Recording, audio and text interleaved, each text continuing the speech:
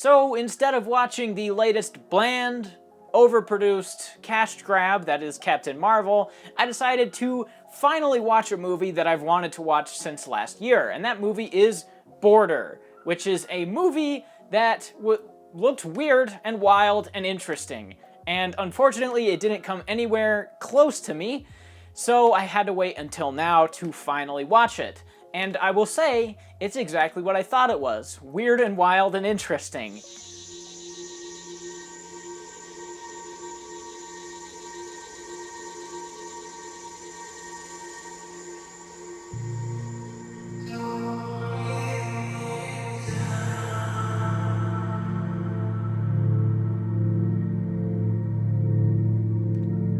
And yet, at the same time, it was also immensely disappointing, which we can talk about later, but straight off the bat, I want to talk about some positive things, because while this movie was, again, immensely disappointing, there were a lot of things that I did like about it, and for the first 45 minutes to an hour, I thought this movie really worked. There's this kind of charming, strange, and unique fairy tale romance between two troll characters. And I was really enjoying that. I was enjoying seeing our main character being this kind of border patrol customs agent that could smell people doing bad things, so she could smell liquor in a carry-on bag of an underage kid. She could smell child pornography on somebody's phone because she could smell people's emotions. And so I found all of that pretty interesting, and then she meets this troll, another troll guy, and they kind of connect, and they have this relationship together because the border patrol agent, the girl, has never seen another troll before, so she kind of learns about being a troll and learns why she can do things and other people can't. And I found all of that very interesting, very engrossing, and I really wanted to see where this movie would take these characters and what it would do with them. And that's kind of where the negatives start, but again, I want to save those for a little bit later. The story itself doesn't really work that well for me, but the characters inside of the story I did kind of enjoy a lot.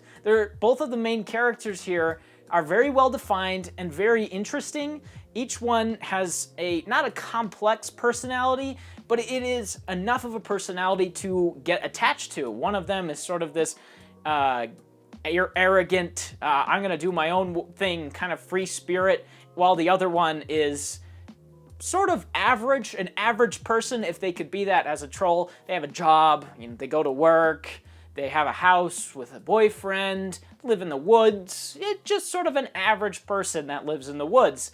And I really attached to both of these characters in a strange way. I found them both oddly charming, and I really like this movie's approach to the story. It takes this sort of surrealist, realist approach, which is very strange and probably hard to imagine because it doesn't make sense, but the movie really grounds itself in reality. It's very firm in reality, except it takes this sort of fairy tale approach. It's a heightened reality, similar to what Guillermo del Toro always does, like with Pan's Labyrinth, a grounded movie with some supernatural elements to it. And I really appreciated that sort of dark fairy tale take that this movie has. And of course, this movie was nominated for Best Makeup at the Academy Awards, and it's absolutely fantastic. If you look at the two main actors that are in the troll makeup, they look pretty normal. They look like average human beings, but as you see them in the movie, they're very much not, and it's completely seamless. There wasn't ever a time when I was looking at these actors and thought, oh, I can kind of see the wrinkles in the costume. I can kind of see the seams in the makeup. That never happened. I was completely immersed in the characters, and I really never noticed the makeup. It was extremely well done.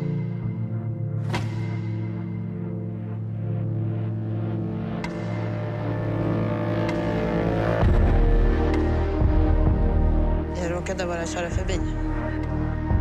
Vilken överraskning.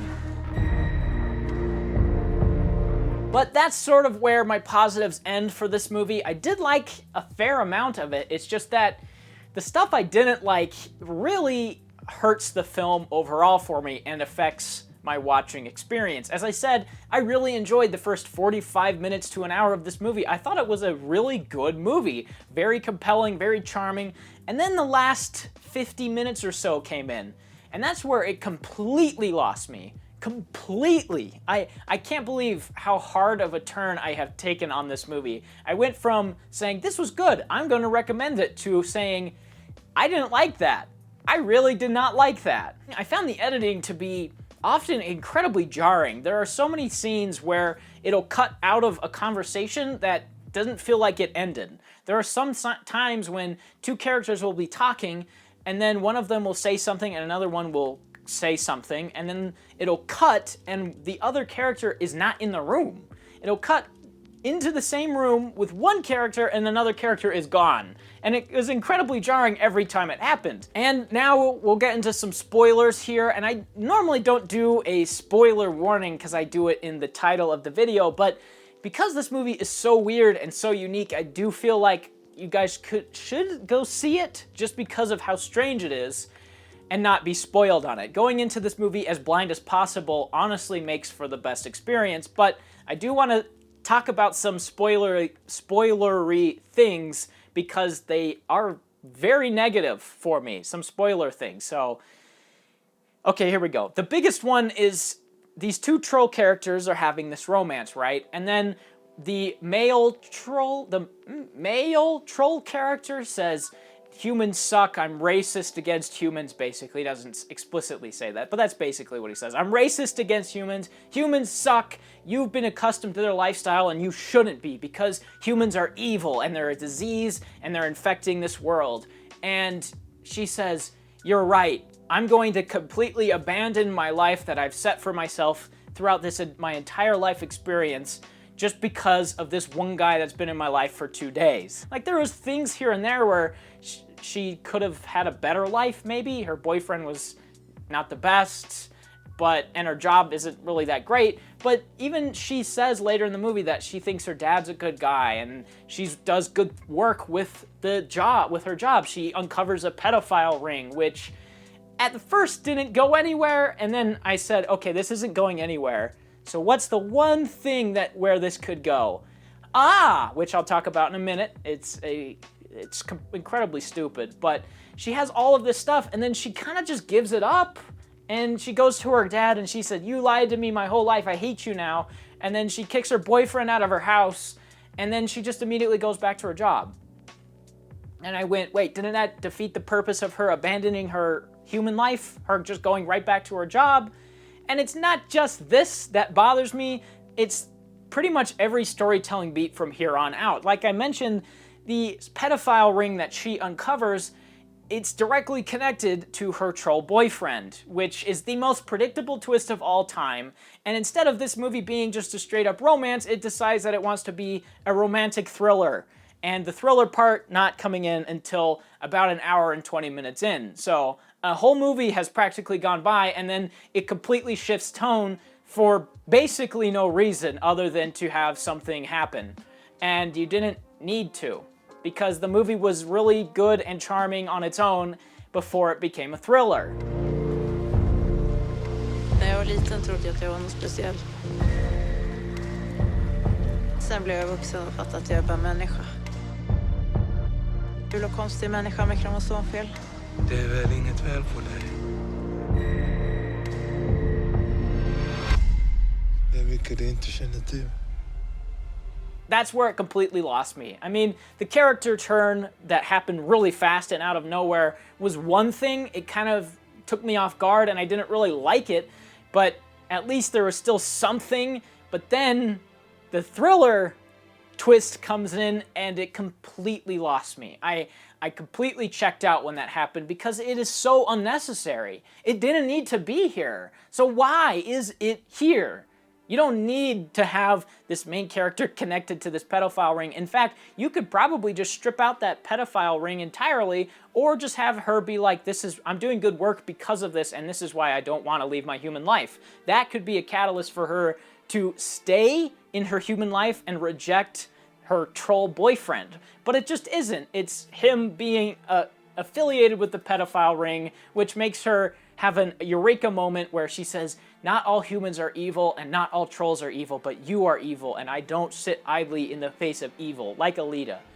And so that sort of rounds out her character turn, where she turns against humans, and then she realizes that her boyfriend is evil, and he's doing evil things and being a pedophile, so she turns on him, and then she's left in the gray area in between both worlds.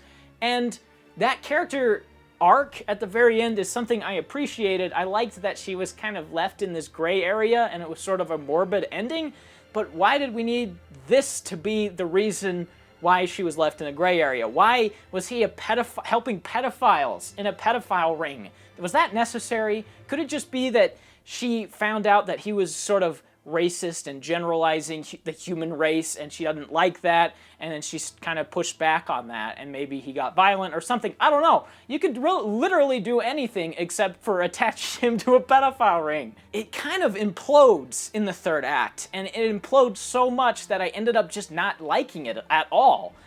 As much as I did like the first hour, I really hated the last act of this movie, so much so that I wouldn't really recommend it. Even though I would recommend it on the grounds of it being so unique that you should see it, that really isn't enough for me to say that it was worth watching, because it kind of wasn't. It was this sort of charming, weird, unique romance film that I was enjoying, but it wasn't anything special. It was predictable, it was kind of cliche, but then it throws in this bizarre thriller plot at the end, and it has this strange, out of left field character turn, and it has some weird technical issues, and it just kind of ended up being blech. So I'd probably give this a 5, solid 5. Just, I don't know. Not gonna see Captain Marvel though. That movie looks stupid.